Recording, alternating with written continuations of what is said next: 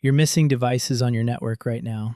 IPv6 is enabled by default on everything, but most people only scan IPv4. That's a parallel network you're completely blind to. So how do you find what's hiding? Let me show you. First, let's scan a known IPv6 enabled host. You'll see a normal Nmap report, open ports, services, just like an IPv4 scan, except now you're seeing the IPv6 side. Now here's where it gets interesting.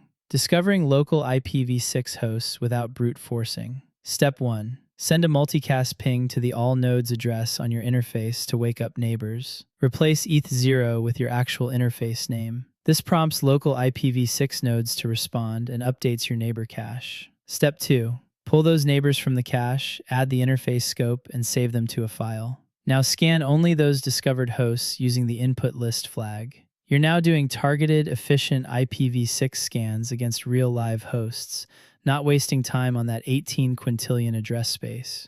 Bottom line, discover hosts first using neighbor discovery, then scan those targets. Try this on your own network today. You'll probably be surprised by what you find. If this helped, hit like and subscribe. Thanks for watching.